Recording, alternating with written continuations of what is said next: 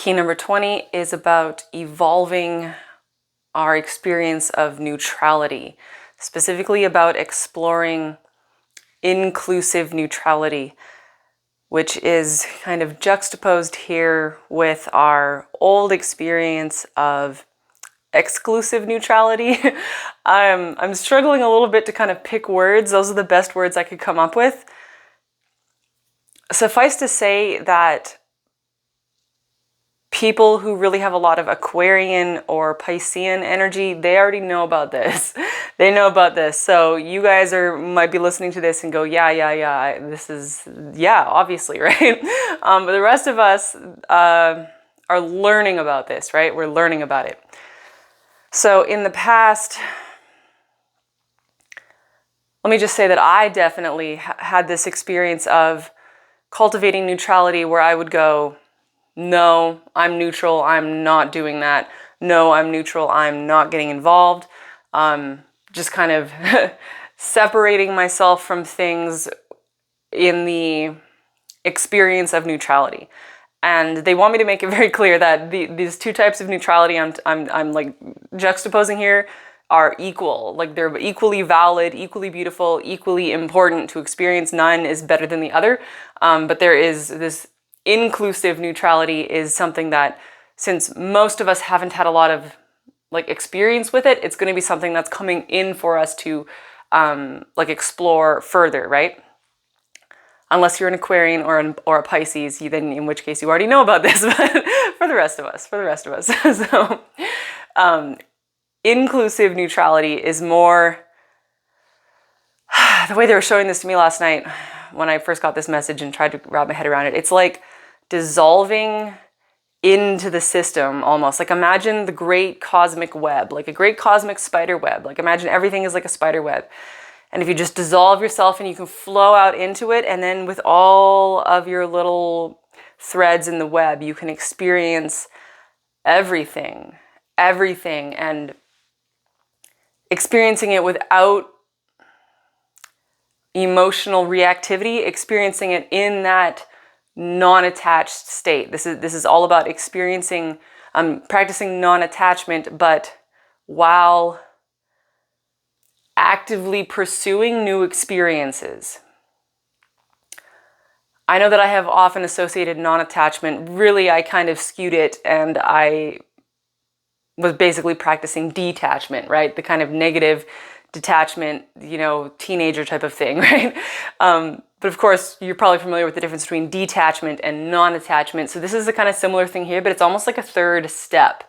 Even going beyond like passionate non-attachment. This is like actively seeking out experiences to have with like inclusive neutrality.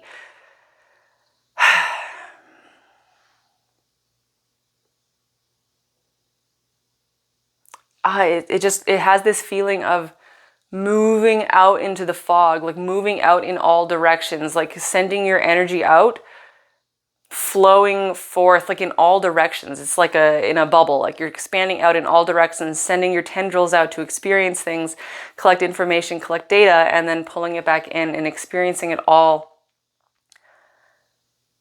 with love. This is about finding more ways to experience love and cultivate and generate love in the world, but from a place of freedom, I want to say.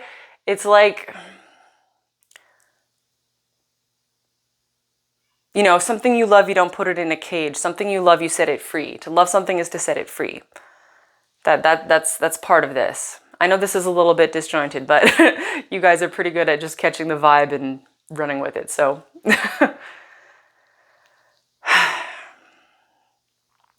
and it comes to my mind that this is kind of paradoxical if you compare it with the message from yesterday, which was I was talking about the hermit cave, right?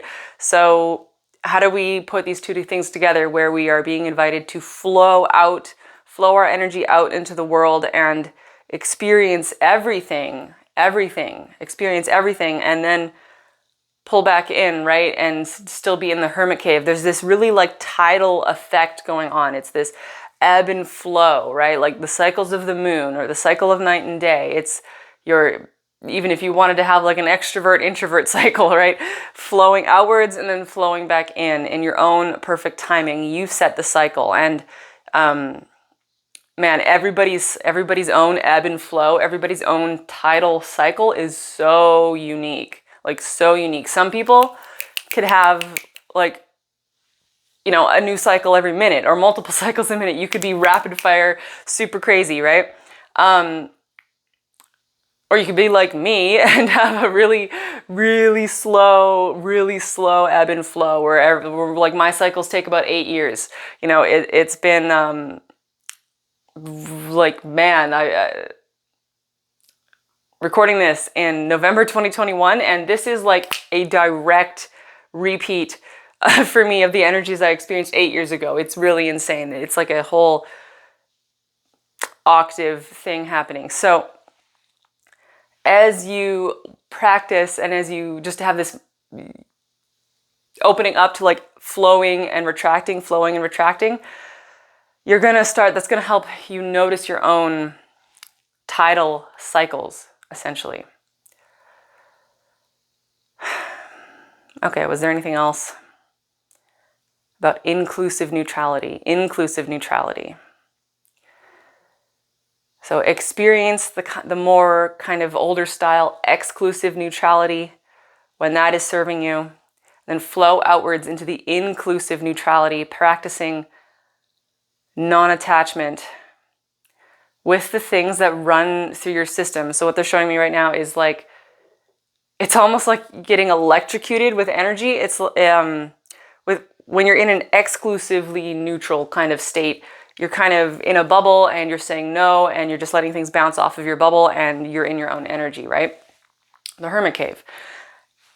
Inclusive neutrality, you're way more permeable and you've got your feelers going out, and it like allows you to get zapped with energy. You're getting like almost like electrocuted, right? Because if you imagine all the ambient energies bouncing around, when they flow into you, you vibrate with that energy and it's flown into you. And this is the trick. This is the trick, to be able to resonate with that frequency that comes in and vibrate with it in perfect harmony and just feel it and explore it and see what it has to offer. And then when it recedes, to let it go, to let it go, to let it go. And the longer your cycles are, the more it's going to be difficult for you to stop resonating with that frequency, okay?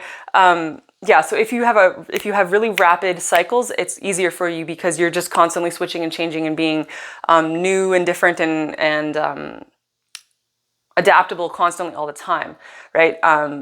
You know, for people who with longer cycles, if you're like me, man, I do this all the time. All day they were actually showing me that I'm like a bell, like a really, really, really big bell. If you imagine like a little bell, like a little like jingly bell, like a Christmas bell or something, and when you jingle it, it goes ting, ting, ting, and then the sound stops resonating, right? But if you imagine a really big, massive church bell or something, when you hit it and it rings, and since it's since the metal is a large structure and it's thick metal, it vibrates and vibrates and keeps vibrating. Of course, you have to hit it really hard to get it to vibrate, but once you get it ringing, then it resonates and resonates and resonates from that one strike for a longer period of time. You know, it's the same thing with like soprano instruments and bass instruments, right? The deeper the instrument, the longer the vibration. Just because it takes more energy to get it ringing, but then it rings for longer. And again, perfect. No way is better than the other, right? What would an orchestra be without the entire spectrum of instruments? The deepest, most longest resonating instruments, and you know, the flute and the piccolo, right? You need all instruments to make an orchestra. But yeah, so keep that in mind for people who are like me and have this longer thing of resonance, because you know, I get thrown off sometimes when I have, like, it could be anything. It can be a really bad day or the best day imaginable, or like going on vacation and you having really high frequency energy and just having everything awesome. And then it's like I can't get out of that mindset, and I ring with it and I resonate with it for weeks and weeks and weeks and sometimes months, and it's so long and it's hard to like shift out of it. So yeah, so it's going to be helpful for you to recognize how much you resonate, how long you resonate when a new frequency comes in, because when you put yourself out there, when you flow out there for a moment of inclusive neutrality, that's when the neutrality part, the non-attachment part becomes so incredibly important, because we are more likely to get like overwhelmed or sidetracked, or we think that the new energy we just experienced, that it becomes everything. If it stays with you for so long, right, you start to think that this is the energy I'm in forever. This is the energy. This is the theme I'm in forever. But really, it's only going to be a few days or a few weeks or a few months or whatever, right? So when you flow out, when you put your feelers out into the world and you experience new energies and you ring with them and you vibrate with them and you resonate with them, and then the energy recedes, and then you come back into the hermit cave and you come back into the more exclusively neutral state, you might still be ringing. Some of you who have the longer vibratory patterns will still be ringing and resonating with that energy. Just be aware of that. That will help you. You just need to wait for yourself to stop ringing. You know, if you hit a big bell or a big gong, I mean, you can dampen it, right? You can like you can put something up against it and stop it from ringing, which you could do by distracting yourself or whatever, right? Whatever you like to do. But really it's just about waiting for yourself to stop resonating. Interesting that that's part of this, but I think I'm going to leave it there. Somehow that all comes together. I love you guys. Bye.